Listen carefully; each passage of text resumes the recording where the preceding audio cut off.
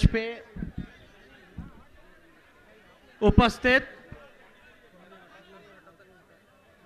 आप सबों के चहेते सांसद और 2019 के लोकसभा चुनाव में महागठबंधन राष्ट्रीय जनता दल द्वारा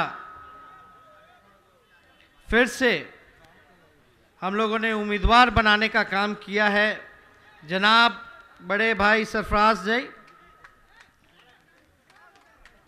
और मुझे पूरा विश्वास है कि फिर यही सांसद जाएंगे।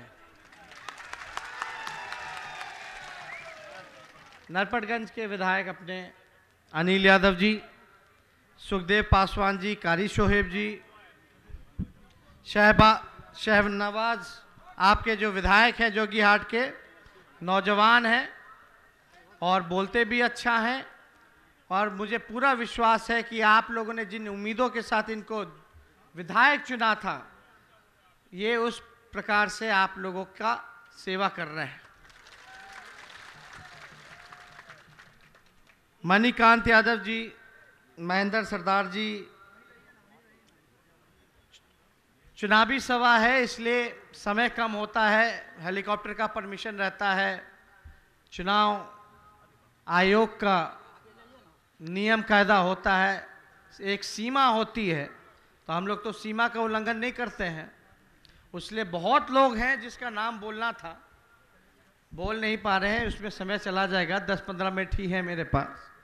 तो जितने भी हमारे महागठबंधन के दल, कांग्रेस, राष्ट्रीय जनता दल, हिंदुस्तानी अवाम मोर्चा, मुकेश सहनी जी की पार्टी, आरएलएसपी खुशवाहा जी की पार्टी के जितने नेता पदाधिकारीगण हैं, मीडिया के दोस्तों, जितने हमारे बुजुर्ग हैं, अभिभावकगण हैं, माताएं बहनें और हमारे नौजवान युवा साथी, हम सबसे पहले आप लोगों का दिल से धन्यवाद करते हैं कि पिछले बार जो बाय इलेक्शन हुआ था, आपने सरफराज जी को भारी मतों से जिताने का काम किया था। आप लोगों ने बाय इलेक्शन में देखा होगा कि बीजेपी के पास क्या मुद्दा था, किस मुद्दे पे बात करती थी। क्या वो रोजगार के बारे में बात करती थी, बेरोजगारी खत्म हो उस पे बात करती थी, क्या गरीबी पे बात करती थी, किसानों की बात करती थी, विकास की बात करती थी, क्या चीज पे बात करती थी? उनका एक ही एजेंडा है कि किसी ना किसी रूप से पूरी तरीके से सांप्रदायिकता को मजबूत करो, समाज में भाई को भाई से लड़वाओ, जहर की राजनीति करते हैं ये लोग। क्या नेता उनके कह रहे थे? बीजेपी के प्रदेश अध्यक्ष क्या कह रहे थे?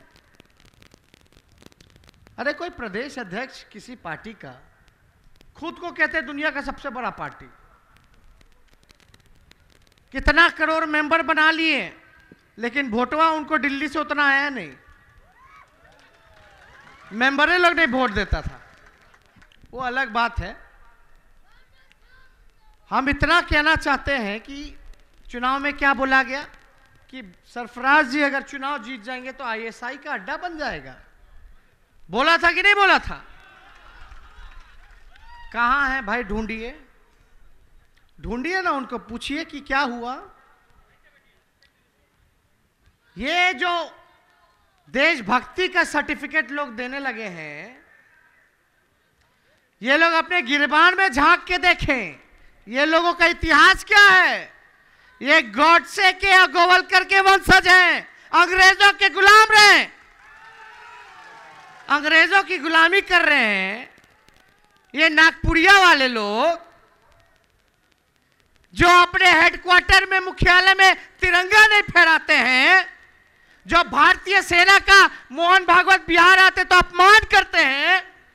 आप बताइए, जो अपने भारत के सेना का जो अपमान करे वो देशभक्त हो सकता है क्या? क्या बोला था मोहन भागवत कि भारतीय सेना को तो पाकिस्तान से लड़ने के लिए 3 महीना लगता है, आरएसएस के लोग हाफ पैंट पहन के 15 दिन में तैयार हो जाता है। ये सेना का अपमान करने वाले लोग हैं। हट जाओ बाबू, कोई नहीं, फोटो आ रहेगा, यहां से भी आएगा। तो हम इतना कहने आए कि आज रोजगार पे चर्चा नहीं की जा रही। मोदी जी के दौर में सबसे ज्यादा बेरोजगारी बढ़ी है।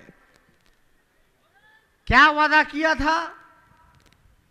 2 करोड़ रोजगार सालाना देने का काम करेंगे। और जब आप रोजगार मांगने की बात करते हो तो क्या बोलते हैं? पकौड़ा छानो। बोला था कि नहीं बोला?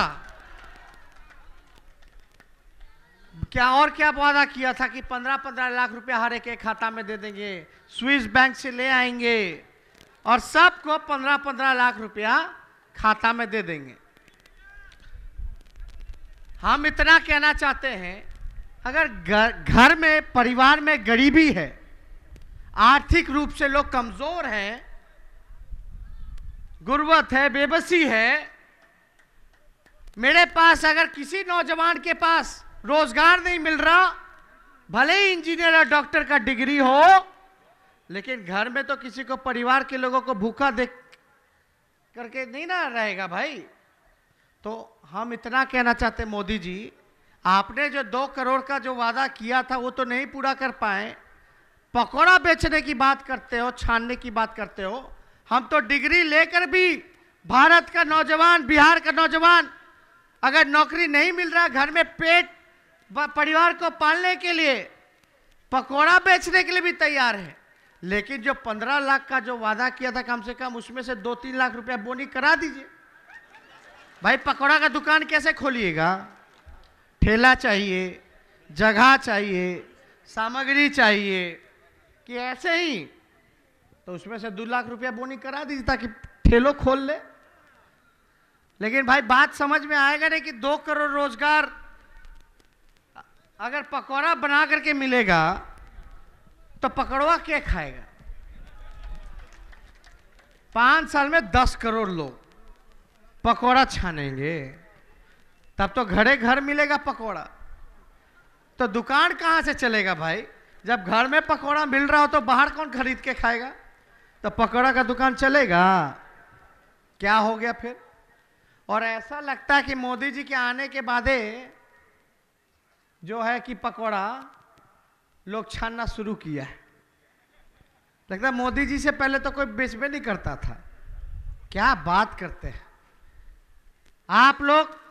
किसान की बात नहीं हो रही, खाद नहीं मिल रहा, सही मूल्य नहीं मिल रहा, धान की बिक्री नहीं हो रही, आत्मदाह करने पे तैयार है लोग।